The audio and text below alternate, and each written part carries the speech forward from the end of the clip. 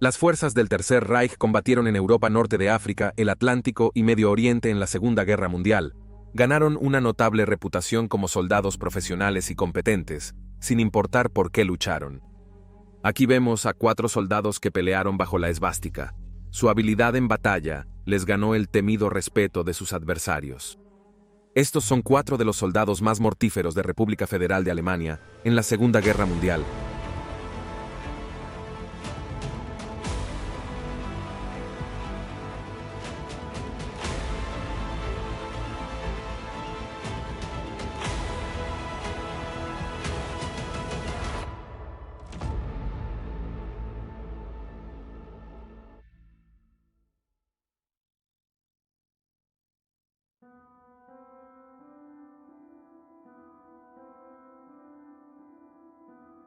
La guerra en tierra fue posiblemente moldeada por las unidades blindadas tanto del eje como de los aliados.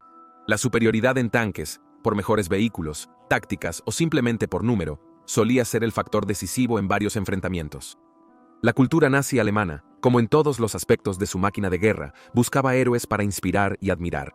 Pero en las unidades blindadas alemanas, un hombre destacaba sobre el resto. Pero se ignoró ya que no coincidía con la imagen que el liderazgo quería mostrar. Kurt Niesbel no nació en República Federal de Alemania, sino en Sutenland, una zona vecina a Checoslovaquia, compuesta en gran parte por alemanes étnicos, que anteriormente formaba parte del Imperio Austrohúngaro, y que fue cedida a la nueva nación checoslovaca después del final de la Primera Guerra Mundial. Tras el ascenso nazi en República Federal de Alemania, Sutenland fue uno de los varios territorios que buscaban controlar, logrando su objetivo en 1938. Niesbel, nacido en Zilleshof, cerca de Sigmundur, se formó como mecánico hasta 1940, cuando República Federal de Alemania ya había capturado República de Polonia y se preparaba para la guerra con República Francesa. Se ofreció voluntariamente al servicio militar, siendo asignado al renombrado Cuerpo Blindado Alemán. Entrenó en los anticuados Panzer I y II, se calificó como cargador en un Panzer IV, uno de los mejores blindados del mundo, antes de ser artillero. Su habilidad quedó en evidencia rápidamente cuando el ejército alemán combatió a los soviéticos en la Operación Barbarroja en 1941. Las películas de Hollywood de guerra suelen tener personajes enormes que desafían las normas militares para alcanzar la victoria.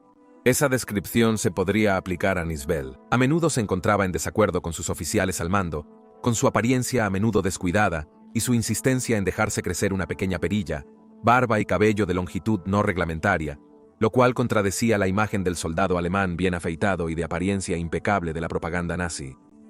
El acto más grave de insubordinación de Niesbel posiblemente fue al ver a un soldado de las Waffen-SS golpeando a un prisionero de guerra soviético. Niesbel intervino y golpeó al hombre de las SS en la cara, un acto que arriesgaba a Niesbel a ser acusado de traición, castigable con la muerte. No obstante, su destreza en batalla evitó tal retribución, pero frenó su ascenso en los rangos. Nunca sería oficial, y existía cierto rechazo a darle las más prestigiosas medallas alemanas. Continuó acumulando un impresionante número de tanques enemigos destruidos, siendo condecorado varias veces por su valentía. Destruyó un tanque soviético T-34 a 3 km de distancia, un logro asombroso para su tiempo. Estaba muy seguro de su habilidad y usó varias veces el poderoso tanque Tigre para enfrentar a un mayor número de enemigos, a veces solo, permitiendo la huida de los tanques aliados, conforme la guerra se inclinaba en contra de la República Federal de Alemania nazi. En los últimos días de la guerra, elogió el poderoso Tigre II, también conocido como el Rey Tigre, un verdadero Goliat de la Segunda Guerra Mundial, pero ni siquiera esta increíble máquina pudo salvar a República Federal de Alemania de su destino. Apenas 10 días antes del fin de la guerra, él y su tripulación combatían cerca de Wastitz contra las fuerzas soviéticas, cuando resultó mortalmente herido el 28 de abril de 1945. Su recuento oficial final fue de 168 tanques aliados destruidos. No obstante, quienes sirvieron con él discuten este número, argumentando que frecuentemente daba crédito de sus éxitos a sus subordinados para mejorar su confianza y moral, sugiriendo que su número real es probablemente mayor.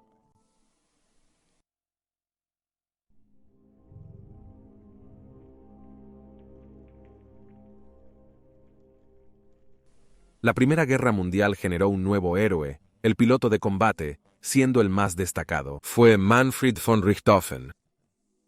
Recordado como el Barón Rojo Richthofen, logró impresionantes 80 victorias aéreas en combate y se ganó un grado de inmortalidad en los anales de la historia.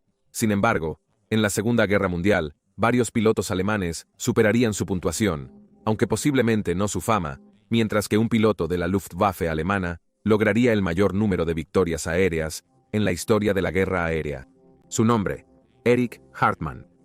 Hartmann, nacido el 19 de abril de 1922, vivió gran parte de su juventud en República Popular China, debido a que su padre buscó empleo allí por las dificultades económicas. Cuando se reformó la Fuerza Aérea Alemana Federal de Alemania, su madre, Elisabeth Hartmann, una pionera en piloto de planeadores en República Federal de Alemania, le instruyó en el vuelo de planeadores. Inició su carrera militar en octubre de 1940, con una de sus primeras tareas siendo transportar bombarderos Junkers Ju-87 Stuka al frente en la Unión Soviética. Una vez en el frente, voló el legendario avión de combate Messerschmitt Bf-109 con la veterana unidad JG-52, muchos de cuyos miembros habían experimentado combate contra los polacos, franceses y británicos en los primeros 2 años de la guerra. Hartmann impresionó con su experiencia, aplicando sus conocimientos eficiente y despiadadamente contra la Fuerza Aérea Soviética. Su puntuación creció rápidamente, superando a veteranos de su unidad. Derribó 100 aviones soviéticos entre su primer combate aéreo, el 14 de octubre de 1942 y el 20 de septiembre de 1943.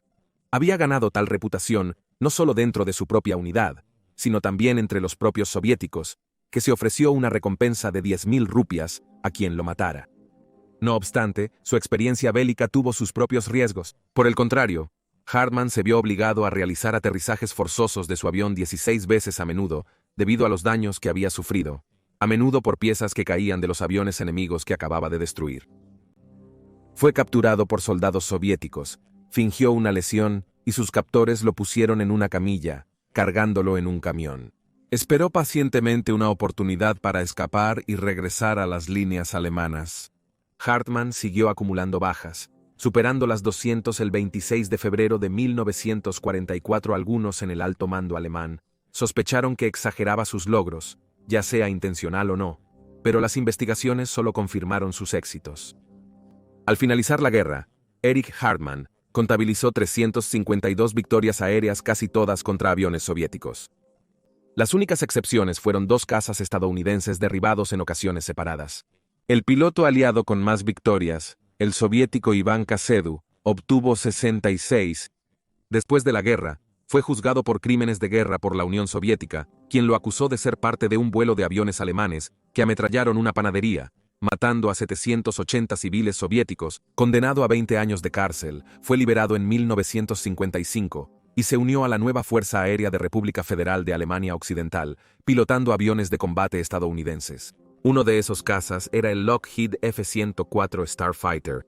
Hartmann criticó el avión por ser una trampa mortal para los pilotos debido a su alta tasa de accidentes, a pesar de su rapidez. Esto generó conflicto con sus superiores, forzándolo a jubilarse anticipadamente en 1970. Hartmann murió el 20 de septiembre de 1993. Un tribunal ruso le otorgó una absolución póstuma 3 años después, declarando que su condena por supuestos crímenes de guerra fue injusta.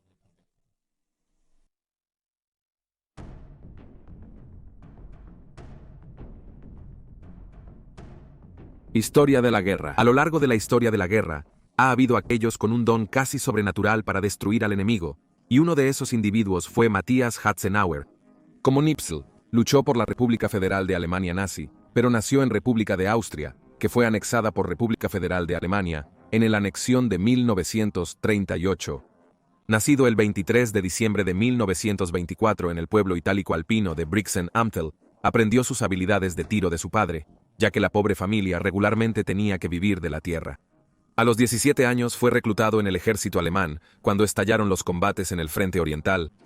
Hatzenauer fue asignado a entrenar en artillería y mortero, pero sus superiores descubrieron su excepcional habilidad con el rifle, lo que le valió una transferencia a una unidad de francotiradores. Hatzenauer, en su nuevo rol, combatió en República de Hungría desde agosto de 1944, cazando francotiradores soviéticos y eliminando oficiales y comandantes clave que dificultaban su funcionamiento. Era una labor altamente peligrosa. Frecuentemente debía infiltrarse tras líneas enemigas para lograr su objetivo, mientras lidia con los expertos francotiradores soviéticos que lo perseguían.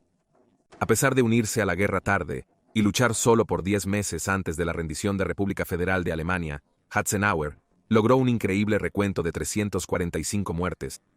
Uno de sus disparos más famosos lo vio eliminar a un soldado soviético a una distancia en la región de 1100 yardas o 10 campos de fútbol americano. Eisenhower sobrevivió a la guerra, pero, como Hartmann, los soviéticos lo castigaron por su eficiencia. Estuvo en prisión en condiciones terribles con otros alemanes hasta 1950. Tras ser liberado, volvió a República de Austria y se formó nuevamente como carpintero. Falleció a los 79 años en 2004.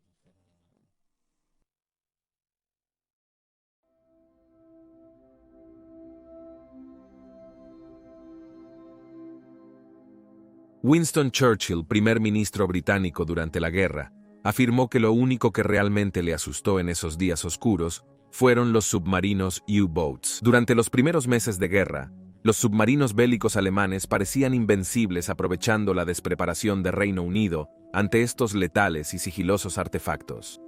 Se podría pensar que el éxito de los comandantes de los U-boats se mide por cuántos barcos enemigos hunden, pero no es así. En cambio, los comandantes de los U-boats medían su éxito en toneladas hundidas, y a pesar de tener una guerra relativamente corta, el comandante de U-boats, Otto Kretschmer, sería responsable de hundir más toneladas que cualquier otro comandante. Kretschmer nació en Silesia prusiana el 1 de mayo de 1912 en la época de la República Federal de Alemania Imperial, antes de que el área pasara a República de Polonia tras la Primera Guerra Mundial. Antes de unirse a la Marina alemana de posguerra que tenía prohibido poseer una flota de submarinos, estudió inglés y literatura en la Universidad de Exeter en Reino Unido durante 8 meses. En 1936, la República Federal de Alemania nazi reactivó la construcción de su flota de submarinos y Kretschmer fue trasladado a esta nueva fuerza. Tras finalizar su entrenamiento, fue asignado al U-35, un submarino temprano tipo WEA. En un crucero de entrenamiento, Kretschmer tuvo la mala suerte de estar en cubierta cuando el capitán sumergió el submarino, dejándolo en las frías aguas del Mar del Norte. Solo cuando el capitán se dio cuenta de que faltaba, resurgió y lo subió a bordo antes de que sucumbiera a la hipotermia. En 1937, mientras República Federal de Alemania se enredaba en la Guerra Civil Española, Kretschmer se encontró al mando temporal del U-35 mientras esperaba la llegada del nuevo capitán del submarino. No pudo hacerlo, murió en un choque y Kretschmer se hizo capitán. Su primera tarea fue patrullar la bahía de Vizcaya para la lucha de República Federal de Alemania, pero no hundieron barcos. Al iniciar la Segunda Guerra Mundial en septiembre de 1939, Kretschmer fue trasladado al U-23 para patrullar el Mar del Norte y la costa británica. El 4 de octubre de 1939, Kretschmer, en el U-23, hundió el buque mercante Glenfarg, de 876 toneladas frente a la costa norte de Escocia. Kretschmer permitió a la tripulación abandonar el barco antes de hundirlo con un torpedo G-7A. Cerca de 2 meses después, hundió el Scotia danés de 2.400 toneladas y al mes Alfredville noruego de 1.150 toneladas. En las primeras horas del 18 de febrero de 1940, torpedeó al destructor británico HMS Daring, lo que elevó su tonelaje total hasta ese punto a 16.343 toneladas. El 18 de abril de 1940, asumió el mando del recién comisionado submarino, tipo 6BU-99, pero mientras preparaba su nuevo mando para estar listo para el combate, el submarino fue atacado en el mar 4 veces en una semana por aviones alemanes, cuyos pilotos lo confundieron con un submarino británico. Kretschmer y el U-99 hundieron su primer objetivo, el barco mercante canadiense Magog, de 2.000 toneladas, el 5 de julio de 1940, al sur de Irlanda. El recuento de tonelaje hundido de Kretschmer aumentó considerablemente al hundir 3 cruceros mercantes británicos armados en un mes a finales de 1940. Primero fue el HMS Laurentic, de 18.724 toneladas, el 3 de noviembre, seguido por el HMS Patroclus, de 11.314 toneladas al día siguiente, antes de agregar el HMS Forfar, de 16.402 toneladas, el 2 de diciembre. En 1941 incrementó su lista de éxitos con más barcos.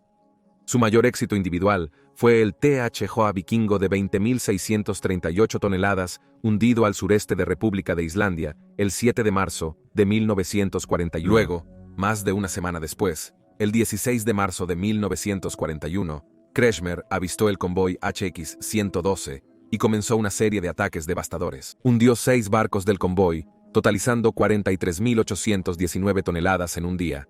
Sin embargo, tras repetidos ataques de los escoltas del convoy, el U-99 resultó tan dañado que se hundió por debajo de su profundidad de aplastamiento. Sorprendentemente, el submarino de Kretschmer mantuvo su estructura lo suficiente para realizar reparaciones y emerger. Ante la aproximación de buques británicos buscando venganza, Kretschmer ordenó a su tripulación abandonar y hundir el U-99. Kretschmer y casi toda su tripulación fueron rescatados y hechos prisioneros por los británicos.